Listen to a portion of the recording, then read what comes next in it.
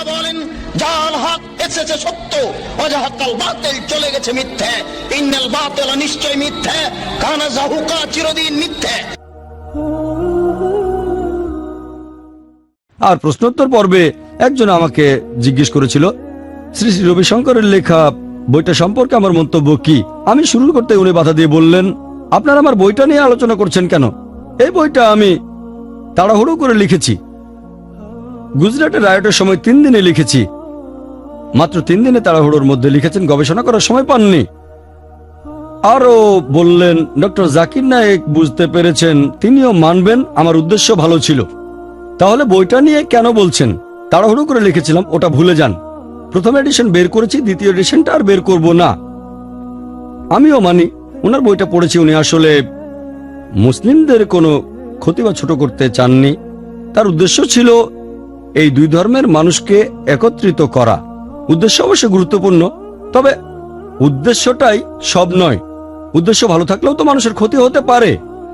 আমি কম্পারেটিভ রিলিজনের ছাত্র, ভুলগুলো বুঝতে পারবো, কিন্তু সাধারণ মুসলিমরা যদি এই বইটা পড়ে শ্রী শ্রী রবিশঙ্করের লেখা, তাহলে রায়ট বেঁধে যাবে। এই বইটাতে ইসলাম সম্পর্কে অনেক ভুল তথ্য আছে, 100টারও বেশি। 32 পৃষ্ঠায় 100টারও বেশি ভুল। ঘন্টার পর ঘন্টা কথা বলা যায়, সেটা অবশ্য এখন করব না। 32 পৃষ্ঠার বইয়ের ভুল নিয়ে কয়েক ঘন্টা কথা বলা যায়। তবে আমি বলবো ওনার উদ্দেশ্য ভালো ছিল। উনি নাকি তাড়াহুড়ো করে লিখেছিলেন। চিন্তা করেন, প্রশ্নোত্তর পর্বে কেউ প্রশ্ন করলে কয়েক সেকেন্ডের ভেতরে উত্তর দিতে হবে, মাত্র কয়েক সেকেন্ড, 4-5 সেকেন্ড। 4-5 সেকেন্ডের মধ্যে উত্তর শুরু করছি। উত্তরটা হয়তো 5-6 মিনিট ধরে দিলাম। এখন আমি যদি সেখানে তাড়াহুড়ো করে হিন্দু ধর্মকে ছোট করে কিছু বলে ফেলি, তাহলে কি রায়ট বেঁধে যাবে না? ভুল বললে ঝামেলা হবে।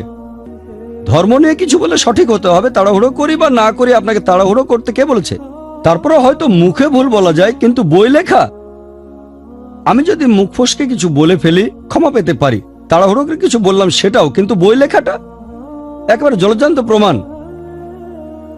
তারপর বলছেন এটা গবেষণা করে লেখেননি, এটা ঠিক না। যদি একজন মানুষ ইসলাম আর হিন্দু ধর্মের সাদৃশ্যগুলো না জানে, তার এটা নিয়ে কথা বলা উচিত না। এটা ভালো দিক যে বইটার কারণে কোনো ঝামেলা হয়নি, তবে বইটা এদেশের অনেক বড় ক্ষতি করতে পারে। এখানে এত বেশি ভুল আছে, আর উনিও মেনে নিয়েছেন যে বইটাতে ভুল আছে, তাই এই বইটা তার বিক্রি করা উচিত না। এটা এখনো আর্ট অব লিভিং এ বিক্রি করা হয়। আমি কয়েকদিন আগে তাদের কাছ থেকে এটা কিনেছি। যদি উনি জানেন যে এটা ভুল, হাজারখানেক বইয়ের দাম আর কত হবে? ওনার এখন নিশ্চিত করা উচিত যে বইটা যেন আর বিক্রি করা না হয়। তারপরও বিক্রি করার মানে উনি মেনে নিয়েছেন ভুল আছে এটাতে। আর উনি গরিব নন, যথেষ্ট ধনী। হাজারখানেক বইয়ের দাম আর কত হবে? তবে একটা ব্যাপার, আলহামদুলিল্লাহ, উনি সবার সামনে স্বীকার করেছেন যে বইটাতে ভুল আছে। আমি আগে এই ভুলগুলোর কয়েকটা সম্পর্কে বলেছিলাম, অন্য ভুলগুলো নিয়ে বলার সময় আপত্তি জানালেন। আমিও দেখলাম উনি মেনে নিয়েছেন যে কথাগুলো ভুল। আমি আর মন্তব্য করব না, বসে পড়েছিলাম। আমি প্রশ্ন উত্তর দেইনি। তবে আমার মনে হয় কিছু ব্যাপারে আলোচনা করা উচিত, কারণ বইটা এখনো বিক্রি করা হচ্ছে। বইটার লেখক খুব বিখ্যাত একজন লোক, ইন্ডিয়ার সবচেয়ে বিখ্যাত হিন্দু গুরুদের মধ্যে একজন। তাই ইনশাল্লাহ বইটা নিয়ে কথা বলবো, তবে খুব বেশি সময় বলবো না। বিস্তারিত বলতে গেলে কয়েক ঘন্টা লেগে যাবে। আমি কয়েক মিনিটের মধ্যেই বইটার প্রধান ভুলগুলো নিয়ে আলোচনা করব। কয়েকটা আগের লেকচারে বলেছিলাম, সেগুলো এখানে সংক্ষেপে বলবো। শ্রী শ্রী রবিশঙ্কর তার এই বইতে লিখেছেন, Hinduism and Islam the common thread, 1 নম্বর পৃষ্ঠায় একেবারে ভূমিকাতে লিখেছেন যে কোরআন বলছে তোমরা কাফিরদের মেরে ফেলো। কোরআনে কথাটা আছে, তবে এটার একটা প্রসঙ্গ আছে। এ ব্যাপারে আমি আগেও বলেছি, সূরা তাওবার 5 নম্বর আয়াতে এটা উল্লেখ করা আছে। উনি সেখানে রেফারেন্স দেননি। প্রসঙ্গটা হলো সে সময় মুসলিম আর মক্কার মুশরিকদের মধ্যে একটা শান্তি চুক্তি হয়েছিল, আর মুশরিকরা চুক্তির শর্ত ভেঙেছিল। তারপর যুদ্ধক্ষেত্রে আল্লাহ বলেছেন শত্রু দেখলে ভয় পেও না, তাকে মেরে ফেলো। এটা যুদ্ধের ময়দানের কথা, অন্য জায়গার কথা না। আর অনেকে লাভ দিয়ে 7 নম্বরে চলে যান, কারণ 6 নম্বরে উত্তরটা আছে। কিন্তু তারা যদি শান্তি চায়, আশ্রয় চায়, তাহলে শুধু আশ্রয় দেবে তা নয়, নিরাপদ আশ্রয়ে পৌঁছে দেবে। এই কথাটা আমি অনেক লেকচারে বিস্তারিত বলেছি, সেদিনের প্রশ্নোত্তর পর্বেও। এরপর 2 নম্বর পৃষ্ঠা, এটা তার বইয়ের প্রথম অধ্যায়, ফেইথ ইন ওয়ান গড। তিনি লিখেছেন, সবাই মনে করে হিন্দু ধর্মে অনেকজন ঈশ্বর আছেন, আসলে সত্যি কথা বলতে হিন্দু ধর্ম কেবলমাত্র একজন ঈশ্বরে বিশ্বাস করে। যদিও রংধনুতে 7টা রং দেখা যায়, সেটা আসে একটা সাদা আলো থেকে। একইভাবে হিন্দু ধর্মের যে 33 কোটি ঈশ্বর, 33 কোটি দেবদেবী, এরা সবাই এসেছেন পরমাত্মার একটা রশ্মি থেকে। তার মানে 33 কোটি দেবতা এসেছেন মাত্র একটা রশ্মি থেকে, যার উৎস হচ্ছে পরমাত্মা, যিনি সবার চেয়ে উপরে। এই কথার প্রথম অংশটার সাথে আমি একমত, পুরোপুরি একমত। এই কথা সেদিনের অনুষ্ঠানে বলেছিলাম যে অনেকে মনে করে হিন্দু ধর্মের অনেক দেবদেবী আছেন, আসলে হিন্দু ধর্মে একজন ঈশ্বর। তারপর উনি বললেন আমরা আদ্বৈতায় বিশ্বাস করি, এক ঈশ্বরকে বিশ্বাস করা। আরো বলেছেন যে যদিও রংধনুতে 7টা রং থাকে, এরা সবাই আসে একটা সাদা আলো থেকে। একইভাবে হিন্দুদের এই 33 কোটি দেবদেবী, তারা সবাই হলেন একজন পরমাত্মার রশ্মি। আমার মতে তার দেওয়া এই তুলনাটাও একটা কুতর্ক, অযৌক্তিক। সাধারণ মানুষ কথাটা মেনে নেবে, বাহ ভালোই তো, রংধনু 7টা রং কিন্তু আলো একটা। তেমনি হিন্দুদের 33 কোটি দেবতা, ঈশ্বর একজনই। বিজ্ঞান এখন জানতে পেরেছে আলোর মধ্যে 7টা রং থাকে, VIBGYOR, violet, indigo, blue, green, yellow, orange আর রেড। তবে প্রত্যেকটা রং আলাদাভাবে সাদা আলো নয়। সবগুলো রং যদি সমান অনুপাতে থাকে তাহলে সাদা আলো তৈরি হবে। যদি একটা রঙও বাদ যায় সেটা সাদা রং হবে না। রংধনুর রঙের সাথে 33 কোটি দেবদেবতার ঈশ্বরের তুলনা করার মানে যেন বলা হচ্ছে সর্বশক্তিমান ঈশ্বরের 33 কোটি উপাদান আছে। ব্যাপারটা যেন এরকম, আমাদের মানুষের শরীরে 11টা অংশ থাকে, 2টো পা, 2টো হাত, একটা মাথা, একটা ঘাড়, 2টো কাঁধ, একটা বুক, একটা পেট, একটা শ্রোণী, 11টা অংশ। তবে মাত্র একটা অংশ দিয়ে মানুষের পুরো শরীরটা তৈরি হয় না। সবগুলো অংশ যদি সঠিক জায়গায় থাকে তাহলে একটা মানুষের শরীর পাবো। প্রত্যেকটা অংশ আলাদাভাবে মানুষের শরীর নয়। কোন একটা অংশ বাদ গেলে সেটা সম্পূর্ণ শরীর নয়। যদি বলেন 33 কোটি দেবদেবতা এসেছে এক পরমাত্মা থেকে, তাহলে ব্যাপারটা এরকম যেন ঈশ্বরের 33 কোটি উপাদান আছে, তবে প্রত্যেকটা অংশ আলাদাভাবে ঈশ্বর নয়। তাহলে সেই সব দেবদেবীর পুজো করছেন কেন? মাত্র একজন দেবদেবী বাদ গেলে সেটা সম্পূর্ণ ঈশ্বর হবে না। তাহলে এ ধরনের উদাহরণ আসলে অযৌক্তিক। তারপর উনি সেই একই প্যারাগ্রাফে লিখেছেন একজন ঈশ্বরের অনেকগুলো নাম থাকে, 108টা নাম অথবা 1008টা নাম। এই কথাটা আমিও মানি যে সর্বশক্তিমান ঈশ্বরের অনেকগুলো নাম আছে, কারণ ঋগ্বেদেই উল্লেখ করা হয়েছে। কথাটা সেদিনও বলেছিলাম। ঋগ্বেদ 1 নম্বর গ্রন্থ 164 নম্বর অধ্যায়ের 46 নম্বর শ্লোক, একম সৎ বিপ্র বহুধা বেদান্তে। সত্য একটাই, ঈশ্বর একজনই। জ্ঞানী এবং সন্ন্যাসীরা তাকে অনেক নামে ডেকে থাকে, বিভিন্ন নামে, এতে আমার আপত্তি নেই। একথা কোরআনে বলছে, সূরা ইসরার 110 নম্বর আয়াতে উল্লেখ করা হয়েছে, কুলিদুল্লাহ আবিদুর রহমান ইয়ামাতাদু ফালাল আসমাউল হুসনা। তোমরা তাকে আল্লাহ নামে ডাকো অথবা রহমান, তোমরা যে নামে আহ্বান করো সকল সুন্দর নাম তো তারই। আল্লাহ নিজেকে যে নামগুলো দিয়েছেন তার যে কোনো একটা ধরে ডাকতে পারেন, তবে সেটা হবে সুন্দর নাম। আর পবিত্র কোরআনে এবং সহিহ হাদিসে আল্লাহ সুবহানাহু ওয়া তাআলার 99টা নামের কথা উল্লেখ করা হয়েছে। হিন্দুরা বলে ঈশ্বরের 108টা নাম অথবা 1008টা নাম বেদের কথা অনুযায়ী, কোনো আপত্তি নেই। তবে সেটা হবে একটা সুন্দর নাম, যে নামটা সর্বশক্তিমান ঈশ্বর নিজেই নিজেকে দিয়েছেন। ঈশ্বরকে অনেক নামে ডাকতে আপত্তি নেই, কিন্তু এভাবে বলা যাবে না। রংধনুর 7টা রং আসলে একটা সাদা আলো থেকে এসেছে, তেমনি 33 কোটি দেবদেবী এসেছে এক পরমাত্মা থেকে। এটা অযৌক্তিক। নামে কোনো সমস্যা নেই, অনেক নামে ডাকতে পারেন। যেমন ধরেন আমার নাম জাকির আব্দুল করিম নায়েক, এছাড়াও আমাকে বলা যেতে পারে আবু ফারিক জাকির নায়েক, তার মানে হচ্ছে ফারিক বাবা। এছাড়াও বলা যায় আবু জিকরা জাকির নায়েক, মানে জিকরার বাবা, অথবা আবু রুজদা জাকির নায়েক, রুজদা জাকির নায়েকের বাবা। 4টা নাম, সবগুলো একজনের, সবগুলো আমাকে দেখিয়ে দিচ্ছে, সবগুলো নামে আলাদা। এগুলো আর অন্য কাউকে বোঝাচ্ছে না। 4টা আলাদা নাম, কিন্তু মানুষ একটাই। নাম আলাদা হতে পারে, তবে শুধু আমার হাতটা পুরো জাকির নায়েক নয়, শুধু পা দিয়ে পুরো জাকির নায়েককে পাচ্ছেন না। হাত দুটো না থাকলে আমি পুরো জাকির নায়েক না, আমি অসম্পূর্ণ। একইভাবে ঈশ্বরকে অনেক নামে ডাকতে পারেন, তবে নামটা সঠিক হতে হবে। ইসলাম ধর্মে যে নামটা আল্লাহ নিজেই নিজেকে দিয়েছেন, কোরআন এবং সহিহ হাদিসে 99টা নাম আছে। তাহলে অনেকগুলো নামে কোনো সমস্যা নেই। তবে যদি বলেন ঈশ্বরের অনেকগুলো রূপ, এক রশ্মির অনেক উপাদান, সেটা অযৌক্তিক। এরপর 3 এবং 4 পৃষ্ঠায় সেকশন নাম্বার 3 উপাসনা করার পদ্ধতি শ্রী শ্রী রবিশঙ্কর লিখেছেন এই বইতে। তিনি লিখেছেন যে কোন মানুষের ছবিটা কিন্তু সেই মানুষ নয়, কোন লোকের ভিজিটিং কার্ডও সেই লোকটা নয়। একইভাবে মূর্তি হলো চৈতন্যের প্রতীক, সচেতনতা ঈশ্বরের। এই কথাটার প্রথম অংশের সাথে আমি পুরোপুরি একমত। কোন মানুষের ছবি বা ভিজিটিং কার্ড সেই মানুষটা নয়, তাহলে ছবি ভিজিটিং কার্ড কোনো মানুষ নয়। তার পরের অংশটা যে মূর্তি হলো চৈতন্যের প্রতীক, ঈশ্বরের সচেতনতা, এটার সাথে আমি একমত নই। মূর্তি তো ঈশ্বরের ছবি না, অথবা এটা ঈশ্বরের ভিজিটিং কার্ডও নয়।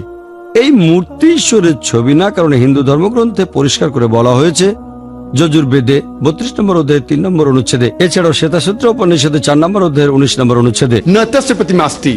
মহান ঈশ্বরের কোনো প্রতিমা নেই, ফটোগ্রাফ নেই, ইমেজ নেই, ভাস্কর্য নেই, ছবি নেই, স্ট্যাচু নেই, মূর্তি নেই। তাহলে এই মূর্তি কিভাবে ঈশ্বরের ছবি হবে? এছাড়া মূর্তি ঈশ্বরের ভিজিটিং কার্ডও নয়। ভিজিটিং কার্ডে সাধারণত একটা ঠিকানা থাকে, সেই লোকের বাসা অথবা অফিসের ঠিকানা। তাহলে মূর্তিকে ঈশ্বরের ভিজিটিং কার্ড বললে ঈশ্বরকে সেই জায়গার মধ্যে বেঁধে ফেলছেন।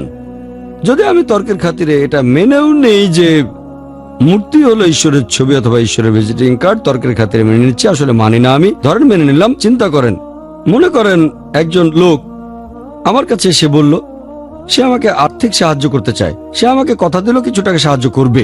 কিছুদিন পরে তার একজন লোক আমাকে টাকাটা দিয়ে গেল, সেই সাথে তার ভিজিটিং কার্ড। এখন সেই ভিজিটিং কার্ডকে ধন্যবাদ জানানোর কোনো মানে হয় না। আমি যেটা করতে পারি, আমি তাকে ফোন করে ধন্যবাদ জানাতে পারি। তাহলে যদি মেনেও নেই যে মূর্তি হলো ঈশ্বরের ছবি বা ভিজিটিং কার্ড, তারপরও সেই ছবি বা ভিজিটিং কার্ডকে পূজা করা একেবারে অযৌক্তিক। আপনি যেটা করতে পারেন, ঈশ্বরকে ধন্যবাদ জানান, নামাজ পড়ে জানান, এটাই আল্লাহর হটলাইন। সেটা কিভাবে করবেন? আল্লাহ যেভাবে বলেছেন কোরআন এবং সহিহ হাদিসে আছে, সরাসরি জানান। এরপর শ্রী শ্রী রবিশঙ্কর 4 নম্বর পৃষ্ঠায় লিখেছেন যে ইসলাম ধর্ম নিরাকার ঈশ্বরে বিশ্বাস করে, যদিও কাবার মধ্য দিয়ে তারা একটা প্রতীককে স্বীকার করে নেয়। ইসলাম যদিও একজন নিরাকার ঈশ্বরে বিশ্বাস করে, তারপরও প্রার্থনার সময় তারা কাবাকে উপাসনা করে। তার মানে আমরা নাকি আকারের মধ্য দিয়ে নিরাকারের উপাসনা করে থাকি। এই কথাটা একেবারে পুরোপুরি ভুল। কোন মুসলিম কখনোই কাবাকে পূজা করেনি, অথবা কাবাকে উপাসনার মাধ্যমেও কেউ আল্লাহর ইবাদত করেনি। কাবা আমাদের কিবলা। আল্লাহ পবিত্র কোরআনে বলেছেন, সূরা বাকারার 144 নম্বর আয়াতে উল্লেখ করা হয়েছে, তুমি যেখানেই থাকো পবিত্র মসজিদের দিকে মুখ করে দাঁড়াবে। কাবা হলো আমাদের কিবলা, আমাদের দিক নির্দেশনা। আমরা মুসলিমরা একতায় বিশ্বাস করি। যখন নামাজ আদায় করি আমরা একদিকে মুখ করে দাঁড়াই। এরকম না হলে কেউ হয়তো বলতো দক্ষিণে মুখ করে দাঁড়ান, কেউ বলতো উত্তর, কেউ বলতো পূর্ব, কেউ বলতো পশ্চিমে।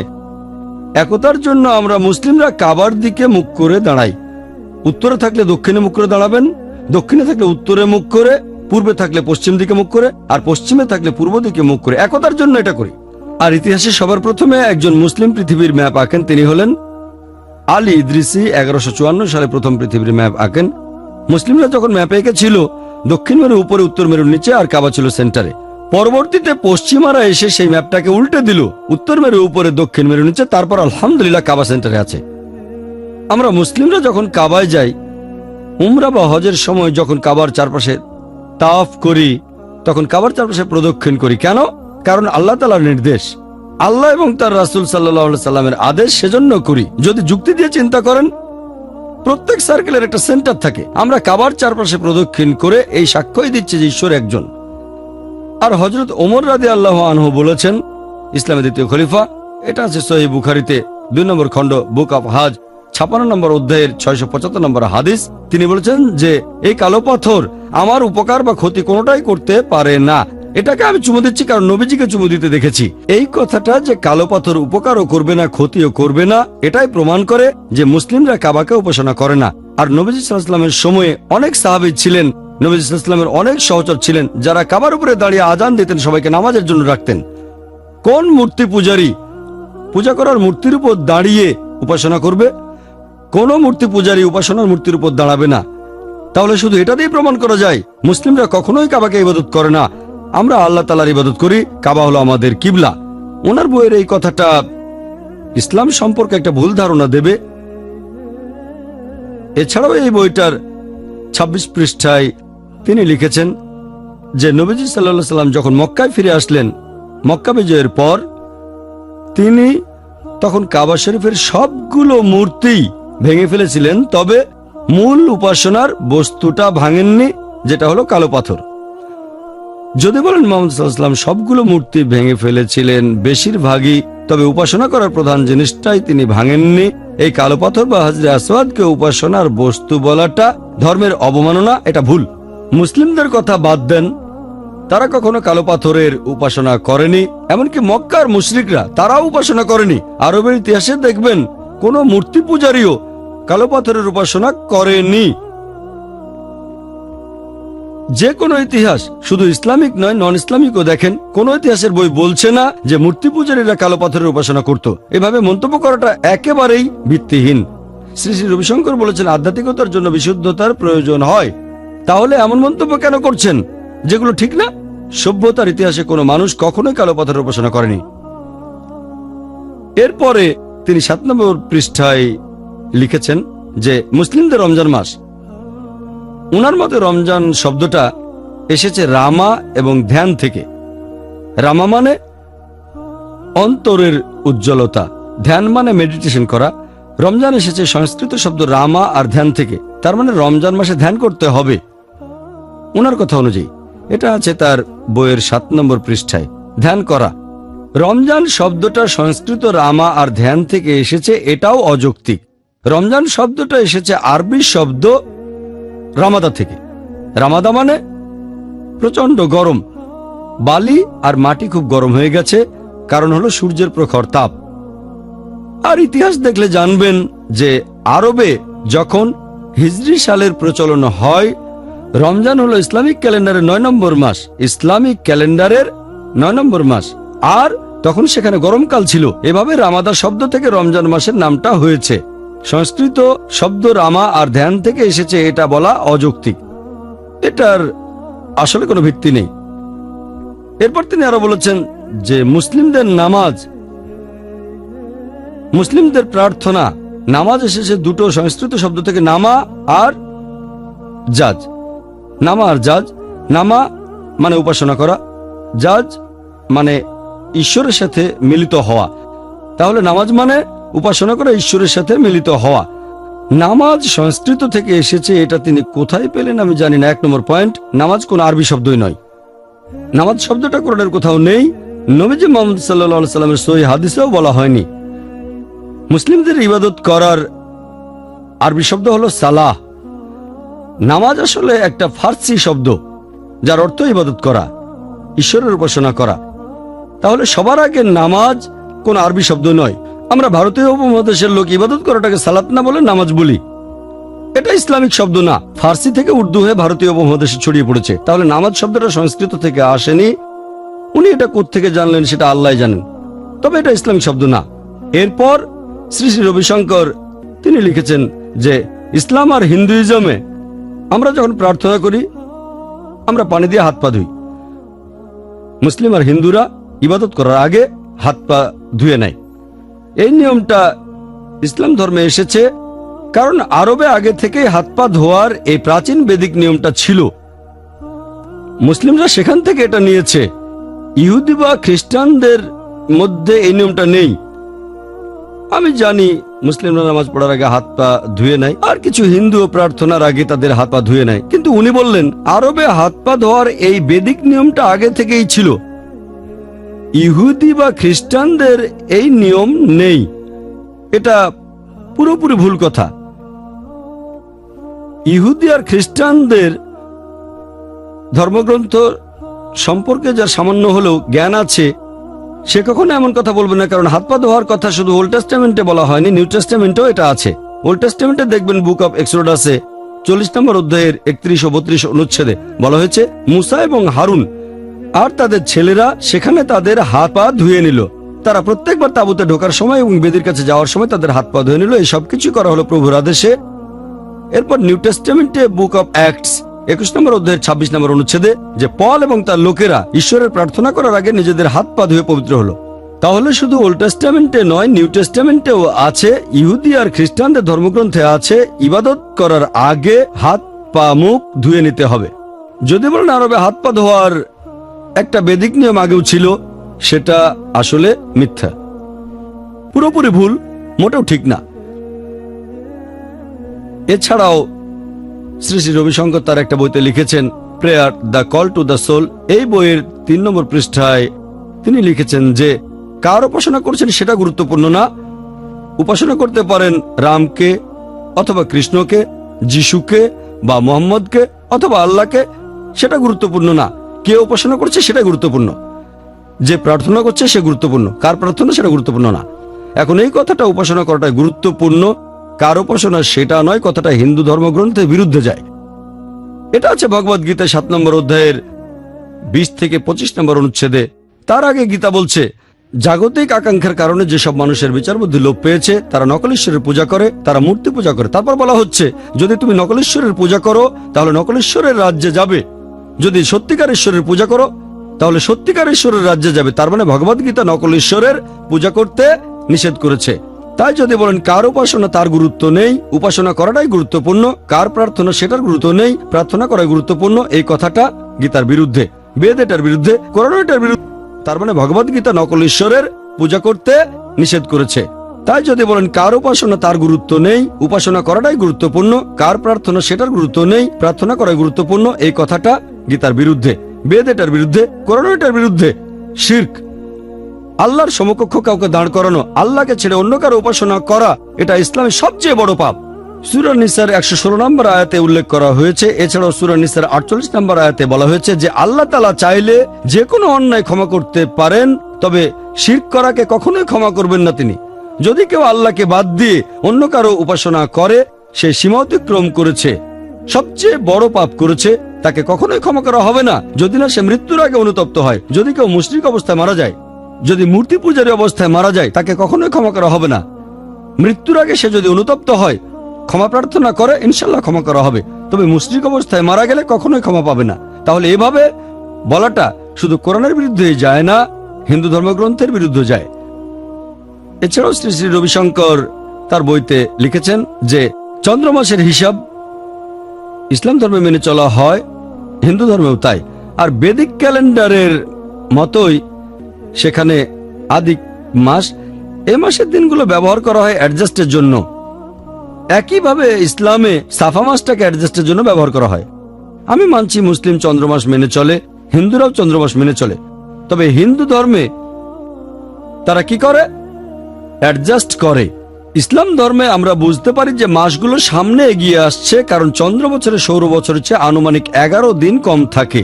তাহলে প্রতি সৌর বছরে 11 দিন করে সামনে এগিয়ে যাচ্ছে। লুনার ইয়ারে সোলার ইয়ারের চেয়ে 11 দিন কম থাকে। সেজন্য দেখবেন প্রত্যেক বছরে রমজান আর ইসলামিক ক্যালেন্ডারের অন্যান্য মাসগুলো 11 দিন এগিয়ে আসছে। হিন্দু ধর্মে এটাকে অ্যাডজাস্ট করে। সেজন্য আপনারা দেখবেন দিওয়ালি সবসময় নির্দিষ্ট একটা সময় হয়, অক্টোবর নভেম্বরে। আদিক মাস দিয়ে অ্যাডজাস্ট করা হয়, ইসলামে অ্যাডজাস্ট করি না। তাই যদি বলেন ইসলামিক ক্যালেন্ডারে অ্যাডজাস্ট করা হয়, সেটা পুরোপুরি ভুল। এছাড়াও তিনি আরো বলেছেন, ইসলাম ধর্মে যে প্রতীক আর চিহ্ন ব্যবহার করা হয় সেটা চাঁদ তারা। আমাদের হিন্দু ধর্মে প্রতীক হলো সূর্য আর চাঁদ, কারণ ইন্ডিয়াতে সূর্য আমাদের আলো দেয়, অনেক উপকার করে, চাঁদও আলো দেয়। সেজন্য হিন্দু ধর্মে চাঁদ একটা প্রতীক, সূর্য একটা প্রতীক। ইসলাম ধর্মে আরব দেশের সে মরুভূমিতে সূর্য থাকে খুবই গরম, কিন্তু রাতের বেলা চাঁদ আর তারা তাদের শান্তির প্রতীক হয়ে দাঁড়ায়। এজন্য ইসলামে চাঁদ আর তারা হলো ধর্মীয় প্রতীক। এখন পবিত্র কোরআনে বা নবীজির হাদিসে কোনো জায়গায় এমন কথা বলা নেই যে চাঁদ আর তারা হলো ইসলামের প্রতীক। এটা পাকিস্তানের প্রতীক। এই যে চাঁদ তারার ছবি আছে, এটা পাকিস্তানের ফ্ল্যাগ, ইসলাম ধর্মের ফ্ল্যাগ না। উনি এই দুটোকে মেলাচ্ছেন কেন? কোন মুসলিম দেশ যদি চাঁদ তারা দিয়ে ফ্ল্যাগ বানায়, তাদের ব্যাপার, আমার কিছু বলা নেই। ইসলামের প্রতীক এটা নয়। আর আল্লাহ পবিত্র কোরআনে বলেছেন, সূরা ফুসিলাতের 37 নম্বর আয়াতে উল্লেখ করা হয়েছে, আল্লাহ বলেছেন তার নিদর্শনগুলোর মধ্যে রয়েছে রাত ও দিন, সূর্য আর চাঁদ। তোমরা সূর্য চাঁদকে সিজদা করো না, সিজদা করো আল্লাহকে, যিনি সূর্য চাঁদ সৃষ্টি করেছেন। তাহলে কোরআন বলছে সূর্য আর চাঁদ হলো আল্লাহ তাআলার নিদর্শন। তার মানে সূর্যকে সৃষ্টি করেছেন আল্লাহ সুবহানাহু ওয়া তাআলা, চাঁদকে সৃষ্টি করেছেন। যখন সূর্যকে দেখি, যখন চাঁদকে দেখি, তখন আমরা আল্লাহর অস্তিত্বকে অনুভব করতে পারি। এগুলো আল্লাহ তাআলার নিদর্শন। তবে এই সূর্য আর চাঁদকে তোমরা সিজদা করো না, সিজদা করো আল্লাহকে, যিনি এগুলো সৃষ্টি করেছেন। তাহলে সূর্য হলো আল্লাহ সুবহানাহু ওয়া তাআলার একটি নিদর্শন। এগুলো ইসলামের প্রতীক না, নিদর্শন। তবে এদের সিজদা করো না, সিজদা করো সৃষ্টিকর্তা আল্লাহকে। এরপরে শ্রী শ্রী রবিশঙ্কর আরো বলেছেন যে তার মতে অনেক আরবি শব্দ এসেছে আসলে সংস্কৃত থেকে। তিনি আরো বলেছেন যে বেদিক নিয়ম অনুযায়ী কেউ মারা গেলে তাকে দাহ করা হয়, কারণ সেটা পরিবেশের জন্য ভালো। তবে বেদ অনুযায়ী, হিন্দু ধর্ম অনুযায়ী কবর দেওয়ার অনুমতিও আছে, কবর দেওয়া যাবে। ইসলাম ধর্মে যেহেতু মরুভূমিতে ছিল না গাছ, তারা কিছু পড়াতে পারতো না, সেখানে আছে গরম বালি। এই গরম বালি দাহ করার কাজটা করে। এটা তার যুক্তিতেই কুতর্ক। তিনি কোত্থেকে জানলেন যে যেহেতু মরুভূমিতে কোনো গাছ নেই তাই পোড়াতে পারতো না, গরম বালিতে কবর দিত, এই গরম বালি দাহ করার কাজ করত। তার মানে ইন্ডিয়ার মুসলিমদের দাহ করা উচিত, কারণ ইন্ডিয়ায় তো অনেক গাছ, তাই না? এটা হলো কুতর্ক। আমাদের ইন্ডিয়ায় তো অনেক গাছ, তাই এখানে মুসলিমদের দাহ করা উচিত, এটা অযৌক্তিক। ইসলাম ধর্মে আমরা কবর দেই কেন? কারণ আমরা মাটি থেকে এসেছি, মাটিতেই ফিরে যাব। এখনকার বিজ্ঞান বলছে মানুষের শরীরে যে উপাদানগুলো আছে তার সবগুলোই কম বেশি মাটির উপাদানের ভেতরেও আছে। মাটি থেকে এসেছে, মাটিতে ফিরে যাব। মানুষের শরীরকে কবর দেওয়া হলে সেটা খুব সহজে মাটির সাথে মিশে যায়, কারণ মানুষের শরীরে যে উপাদানগুলো আছে তার সবকিছুই কম বেশি মাটিতে আছে, বিজ্ঞান বলছে। এছাড়া যখন দাহ করা হয়, পোড়ানোর কারণে পরিবেশ দূষিত হয়, কবর দিলে পরিবেশ দূষিত হয় না। 3 নম্বর পয়েন্ট, যে কাউকে দাহ করতে গেলে আমাদের গাছ কেটে ফেলতে হবে। পরিবেশের উপকার হচ্ছে কোথায়? কবর দেওয়া হলে গাছপালা আরো বাড়বে। সেজন্য আপনারা কবরখানায় অনেক গাছপালা দেখতে পাবেন।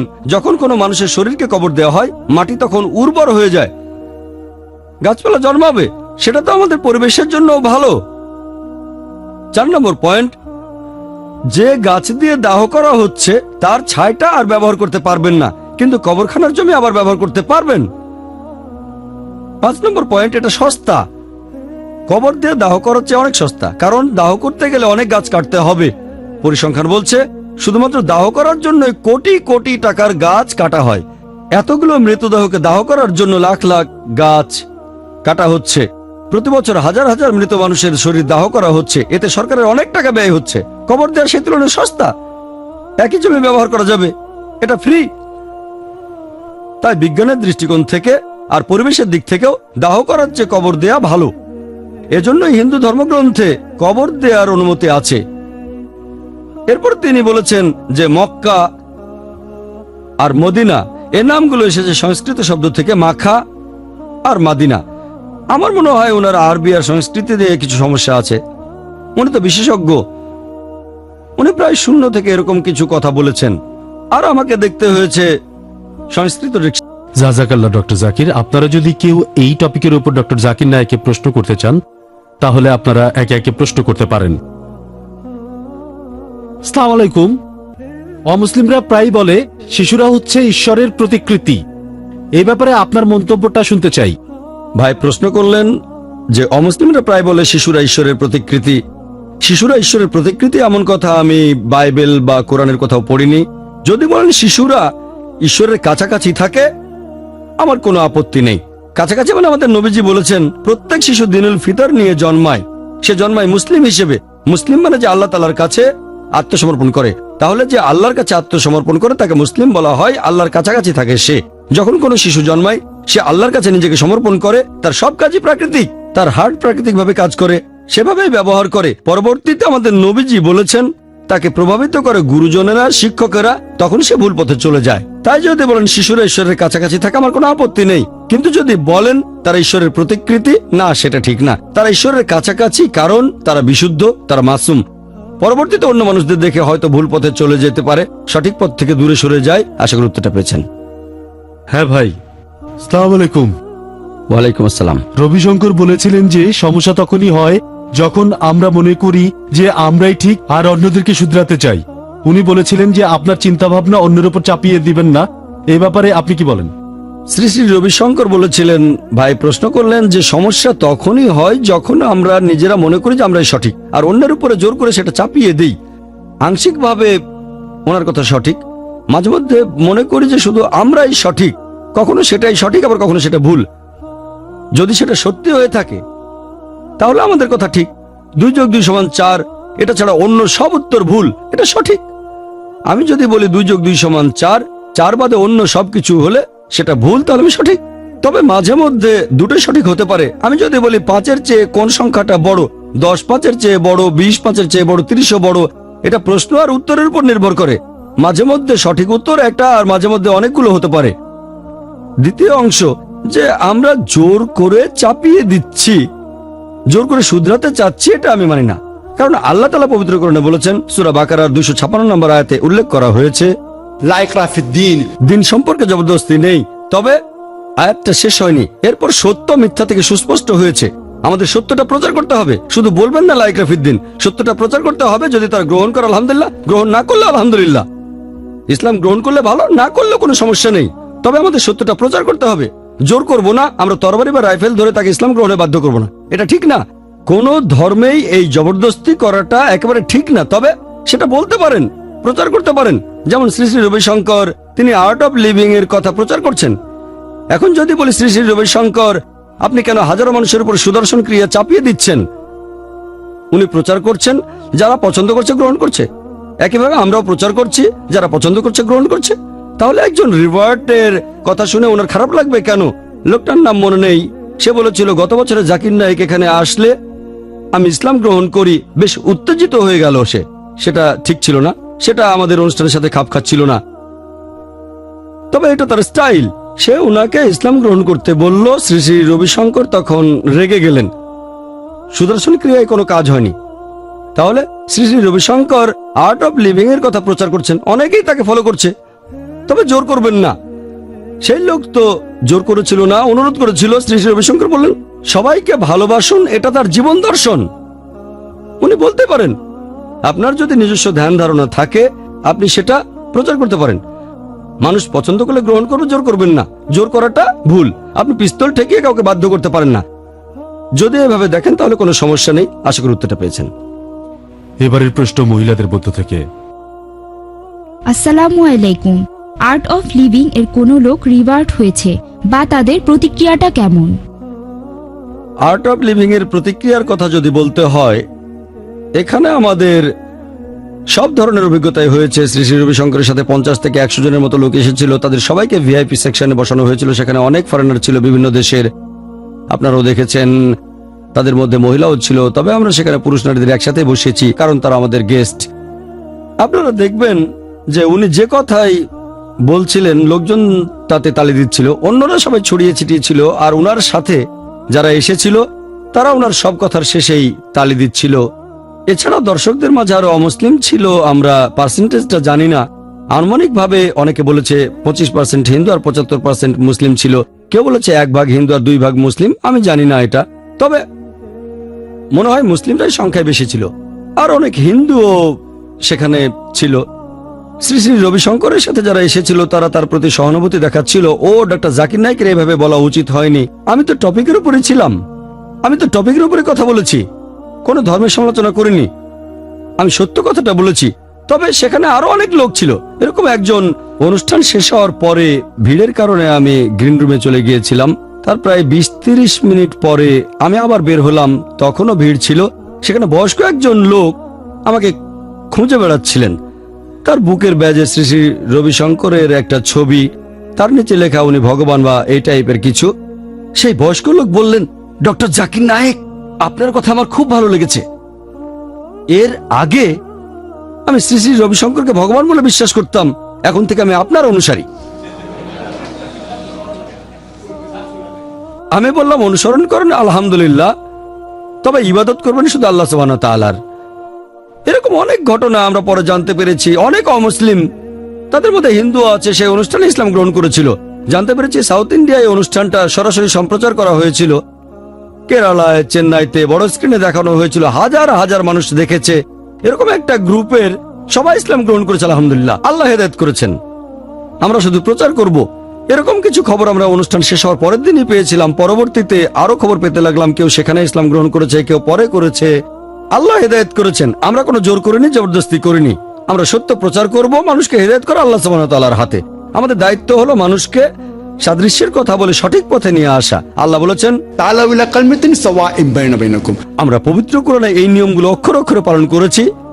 কিছু মানুষ বলা বলি করছিল ডক্টর জাকির নায়েক কিভাবে শ্রী শ্রী রবিশঙ্করের সাথে এক মঞ্চে উঠবেন, তিনি তো নিজেকে ভগবান বলেন, এক মঞ্চে উঠলে সমস্যাটা কোথায়? উনার কথা ইসলামের সাথে মিলে গেলে মেনেছি, না মিললে মানেনি।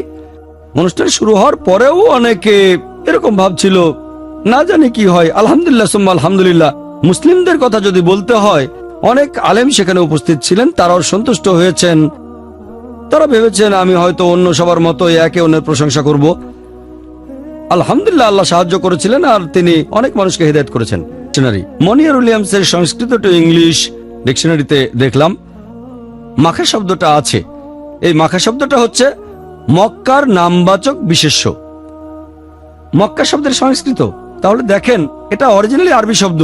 আপনারা দেখবেন বেশ কিছু ইংরেজি শব্দ আরবিতে চলে এসেছে, যেমন ধরেন টেলিভিশন ইংরেজি শব্দ, আরবিতে টেলিভিশন।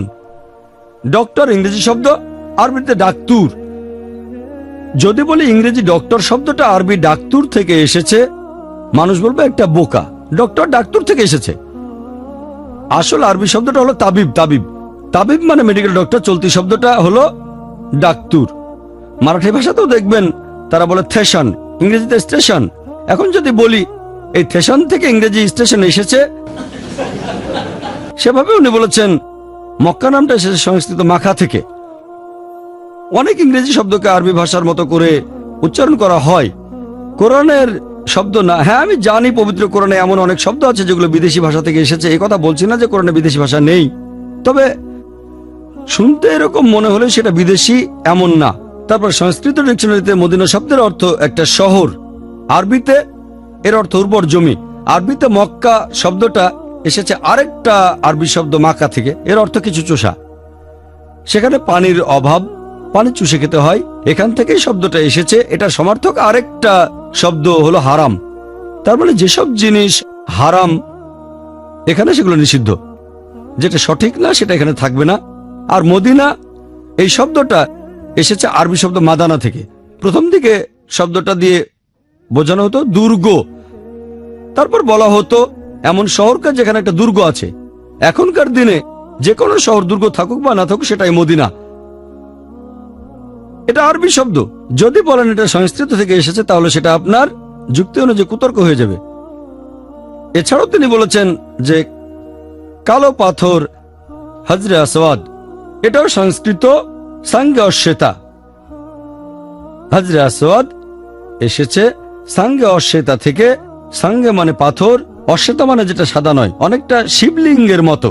হজরে আসওয়াদকে শিবলিঙ্গের সাথে তুলনা করা আর বলা যে এটা সাঙ্গে অশ্বেতা থেকে, এ কথা একেবারেই অর্থহীন।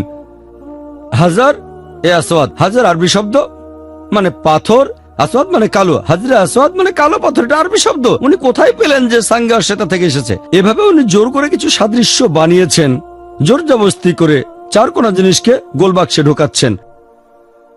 অনেকটা ট্রায়াঙ্গেলের মধ্যে স্কোয়ারকে বসানো, দুটো কিন্তু আলাদা জিনিস, এটা অযৌক্তিক। এরপর উনি বলেছেন যে আরবি কাবা শব্দটা এসেছে সংস্কৃত শব্দ গর্ব আর গৃহ থেকে। সংস্কৃততে ঘর শব্দটা হলো ঘাবা, কাবা এসেছে নাকি এই ঘাবা থেকে। উনি এটা কোত্থেকে জানলেন? কাবা শব্দটা এসেছে আরবি শব্দ কাব থেকে। কাব মানে যেটা স্ফীত, একটা চারকোনা ঘর, যেমন কাবা শরীফ একটা স্ফীত চারকোনা ঘর, এটা সংস্কৃত ঘাবা থেকে আসেনি। তারপর উনি বললেন যে আরবি হারাম এই শব্দটা এসেছে হারিয়াম থেকে, তার মানে হরির বাসস্থান। হারাম শব্দটা আরবি, এটা হালালের বিপরীত। হালাল মানে যেটা করার অনুমতি আছে, হারাম মানে যেটা নিষিদ্ধ। যে কাজগুলো নিষিদ্ধ করা হয়েছে সেগুলো হারাম। এভাবে শব্দটার উৎপত্তি কে বলেছে? এটা হরিয়াম থেকে। এভাবে আরো অনেক কথা বলা যায়, হাতে বেশি সময় নেই, এটা নিয়ে অনেকক্ষণ কথা বলে ফেলেছি। এরপর উনি বলেছেন বেশ কিছু রীতিনীতির কথা, কিছু কালচারের কথা, ইসলামে যেগুলোর কোনো স্থানই নেই, এভাবে সাদৃশ্য দেখাচ্ছেন। মুনি ঋষিদের কথা বলছেন যেটার সাথে ইসলামের কোনো সম্পর্কই নেই। এরকম এক জায়গায় তিনি বলেছেন ওম, এটাকে উল্টানো হয়ে যাবে 7, 8, 6, যার অর্থ দয়াময় পরম দয়ালু আল্লাহর নামে শুরু করছি। এখন ওমকে উল্টো করলে 7, 8, 6 হয় কিনা সেটা পরের কথা। ইসলামে 7, 8, 6 এর কোনো মূল্য নেই। উনি বলছেন এটা আরবি সংখ্যা, এগুলোকে ভেঙে যোগ করলে বিসমিল্লাহির রহমানির রহিম, যার অর্থ দয়াময় পরম দয়ালু আল্লাহর নামে শুরু করছি। এখন ইসলামে এই সংখ্যার কোনো মূল্যই নেই। অনেক আগে হয়তো কেউ এটা বলেছিল যে আলিফ অক্ষরের ভ্যালু এত, বা অক্ষরের ভ্যালু এত, তারপর এগুলো যোগ করে বলল যে বিসমিল্লাহির রহমানির রহিম হলো 786। এটা তার নিজের আবিষ্কার। এই সংখ্যাটার হয়তো আরো অনেক অর্থ আছে, হোক ভালো বা খারাপ। ইসলামে এই সংখ্যার কোনো ভিত্তি নেই। এভাবে উনি জোর করে অনেক সাদৃশ্য বানিয়েছেন। আমার হাতে সময় কম, আপনারা যদি বইটার 28 আর 29 নম্বর পৃষ্ঠাটা পড়েন, শেষ দুটো পৃষ্ঠা, তিনি একটা লিস্ট দিয়েছেন সংস্কৃত শব্দ, আরবি শব্দ, ইংরেজিতে অর্থ, সংস্কৃত, আরবি, ইংরেজি অর্থ। আমি চেক করে দেখলাম বেশিরভাগই ঠিক নয়। কিছু শব্দের অর্থ ঠিক আছে, যেমন সাজ মানে সেগুন গাছ, আবার কিছু শব্দ ঠিক আছে, অর্থ ঠিক নেই। উনি লিখেছেন আনসারি মানে অনুসারী, আনসারি মানে সাহায্যকারী, শেখ মানে বলেছেন শিষ্য, আসলে শেখ মানে শিক্ষক, একজন বয়স্ক লোক অথবা বিশেষজ্ঞ। তারপর আরবিতে ফার্সি শব্দ ঢুকিয়েছেন পয়গম্বর, এটা মোটেও আরবি শব্দ নয়, এটা ফার্সি শব্দ। উনি বলেছেন স্বর্গ থেকে আগত, পয়গম্বর মানে স্বর্গ থেকে আগত না, পয়গম্বর মানে আল্লাহর বার্তাবাহক। এভাবে কথা বলা একেবারে ভিত্তিহীন। আধ্যাত্মিকতার দাবি হলো বিশুদ্ধতা, কথাগুলো সঠিক হতে হবে, লজিক্যাল হতে হবে, কুতর্ক করা ঠিক হবে না। উনি মুখে বলছেন কুতর্ক করবেন না, কিন্তু বেশিরভাগ জায়গায় নিজেই কুতর্ক করছেন। ওনার বলে অনেক কথাই অবশ্য ঠিক, আমি ওনার সব কথায় আপত্তি জানাচ্ছি না। মাঝে মধ্যে তার যুক্তি সঠিক, আর মাঝে মধ্যে অযৌক্তিক কুতর্ক। সাধারণ মানুষ যারা এইসব ব্যাপারে জানে না, তারা এই কথাগুলো মেনে নেবে, এগুলো বিশ্বাস করবে। দুর্ভাগ্যজনকভাবে আধ্যাত্মিক গুরুদের অবস্থা এইরকমই। তাদের অনেক কথা সঠিক, আবার অনেক কথাই ভুল, তবে তারা যুক্তিতে ভালো। যদি কোনো লজিক্যাল মানুষ তাদের এই কথাগুলোকে ভুল প্রমাণ না করে, তাহলে বেশিরভাগ মানুষই সেগুলো বিশ্বাস করবে। তবে যদি সেদিনের আলোচনায় টপিকের কথা বলেন, সেটা ছিল পবিত্র ধর্মগ্রন্থের আলোকে হিন্দুইজম এবং ইসলামে ঈশ্বর সম্পর্কে ধারণা। সেখানে আলহামদুলিল্লাহ আল্লাহ তাআলার সাহায্যে, তার দয়ায় সীমিত সময়ের মধ্যে আলোচনাটা শেষ করেছিলাম।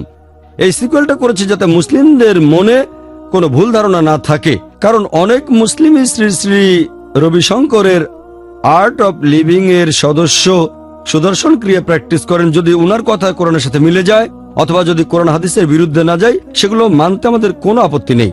কিন্তু যেটা কোরআন এবং হাদিসের বিরুদ্ধে যাচ্ছে, সৃষ্টিকর্তার নির্দেশ এবং তার শিক্ষার বিরুদ্ধে যাচ্ছে, সেগুলো মানব না। এই সিকুয়েলটা করা হয়েছে মূলত মুসলিম ভাই বোনদের সচেতন করার জন্য।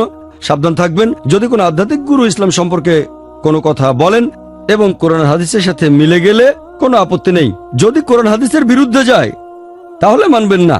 কথাগুলো কোরআন হাদিসের পক্ষে যাচ্ছে না বিপক্ষে যাচ্ছে, সেটা আগে দেখেন, আর সেখানে যুক্তি ব্যবহার করেন। এরকম কুতর্ক করবেন না, তা না হলে ভুল পথে চলে যাবেন। এটাই ছিল এই সিকুয়েলের উদ্দেশ্য। আশা করি কিছুটা হলেও সেটা পূরণ করতে পেরেছি। আমার লেকচার শেষ করব পবিত্র কোরআনের একটা উদ্ধৃতি দিয়ে। আল্লাহ পবিত্র কোরআনে বলেছেন, সূরা ইমরানের 85 নম্বর আয়াতে উল্লেখ করা হয়েছে, যদি কেউ ইসলাম ব্যতীত অন্য কোনো দিন গ্রহণ করে, শেষ বিচারের দিনে সেটা কখনোই কবুল করা হবে না, সে আখিরাতে ক্ষতিগ্রস্তদের অন্তর্ভুক্ত হবে। ওয়া আখির দাওয়ানা আলহামদুলিল্লাহি রাব্বিল আলামিন।